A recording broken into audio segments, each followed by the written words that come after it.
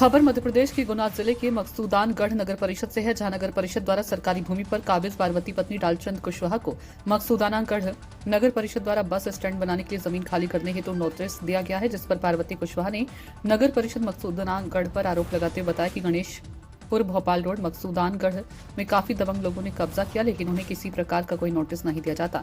वहीं हम काफी वर्षों से रह रहे हैं, जिसकी हमारे पास रसीद भी है। हमने रात दिन मेहनत करके करीब 80-90 फलधारी पेड़ भी लगा रखे हैं। तो वहीं लवकुश मंदिर भी, जिसमें श्रद्धालु दर्शन करने के लिए आते हैं। तो वहीं जानकारी देते हुए पार्वती कुशवाहा ने बताया कि नगर परिषद की एक तरफा कार्रवाई से हम आहत हैं और लोगों को नोटिस क्यों नहीं दिया जाता, हमें ही बार बार क्यों परेशान किया जाता है। फिलहाल ये देखने वाला विषय होगा कि मकसूदानगढ़ नगर परिषद आगे क्या कार्रवाई करता है। जगदीश राठौर की रिपोर्ट।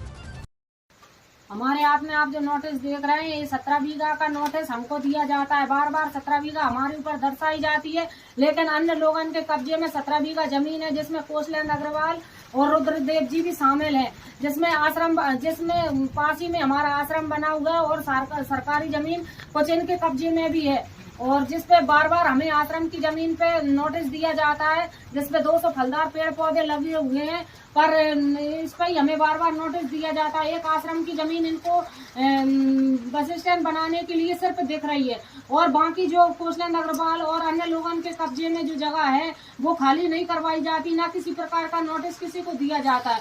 और अन्य भी नंबर इन कौशलेंद्र अग्रवाल जी के पास है और रुद्रदेव जी के पास सरकारी जमीन है, जिसपे अन्य नंबर भी है जिसपे इनका कब्जा है, ना उस पर किसी प्रकार की कोई कार्रवाई है। जिसमें इनके पेट्रोल पंप, गोदाम, शोरूम, बड़े बड़े ढाबे जैसी बने हुए हैं।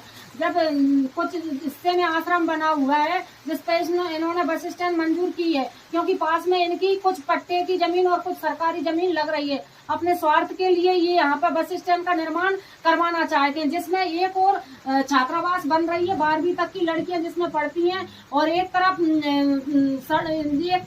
नदी का किनारा है, एक तरफ जंगल है और सिंगल रोड है। ये बाजार से 4 किलोमीटर की दूरी पे बस स्टैंड का निर्माण 4 चौराहे जहाँ मिलते हैं वहाँ किया जाता है। ये जगह उचित नहीं है, और मैं कलेक्टर महोदय से निवेदन करना चाहूंगी कि हमें पूर्व में भी हमारे साथ धोखाधड़ी के तहत इन लोगों ने बार बार आवेदन लगा के हमको यहाँ से हमारे घर मकान तोड़वाए गए हैं। पूर्व में भी, जबकि नोटिस 17 बीघा में सभी को बांटे थे, लेकिन कार्रवाई आज तक की तारीख में किसी पर नहीं हुई, और वही अन्याय आज हमारे साथ दोबारा दोहराया जाता है। 24-24 घंटे के हमें नोटिस दिए जाते हैं घर मकान खाली करने के लिए और एक तरफा कार्रवाई करने के लिए। हमें डराया धमकाया जाता है, और हमें किसी प्रकार का ना कोई न्याय मिल पा रहा है और ना कोई हमारी सुनवाई हो पा रही है।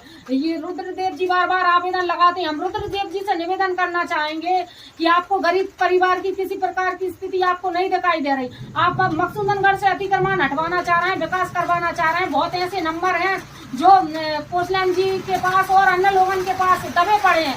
आप उनको भी निकलवाइए और उन पर भी विकास करवाइए। क्या आपको विकास के लिए एक मंदिर आश्रम की जगह ही दिख रही है?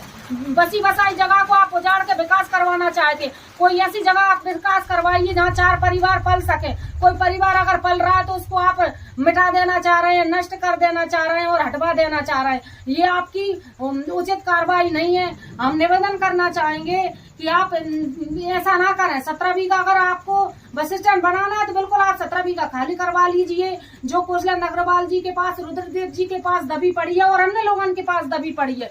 एक आश्रम की जगह को बार बार क्यों टारगेट किया जाता है, जिसपे हम 50 वर्षों से हमारा परिवार सेवा पूजा करता आ रहा है, और जिसपे 200 फलदार पेड़ लगे हुए हैं, जिसकी हम देख रेख करते हैं। अगर हमारे साथ अब अन्याय होता है तो हमारा परिवार आत्मध्यान करेगा, और जिसके रुद्रदेव जी और कौशलेंद्र अग्रवाल जी पूरी तरह जिम्मेदार होंगे। आज हम बहुत बुरी तरह प्रताड़ित हैं। हम कलेक्टर महोदय से निवेदन करना चाहेंगे कि हमारे साथ उचित कार्रवाई की जाए, और बस स्टैंड बनाना है तो बिल्कुल 17 बीघा कोई चीज में अगर मंजूरी होती है तो वो पूरी खाली होती है। ऐसा नहीं होता है कि मंजूरी कुछ होती है और खाली कुछ होती है। ऐसा अन्याय हमारे साथ ना किया जाए। हम बार बार निवेदन करते हैं। हमने बार बार कलेक्टर महोदय को भी हमने आवेदन लगाए हैं, जहाँ नहीं है वहाँ हमने आवेदन दिए, लेकिन आज की तारीख तक हमारे साथ कोई सुनवाई नहीं है। अब हम बिल्कुल आत्मध्यान करने की कगार पे हैं, क्योंकि हमें कोई रास्ता नहीं दिखाई देता। हम मांग करना चाहते हैं कि हमारे साथ उचित कार्रवाई की जाए और न्याय किया जाए।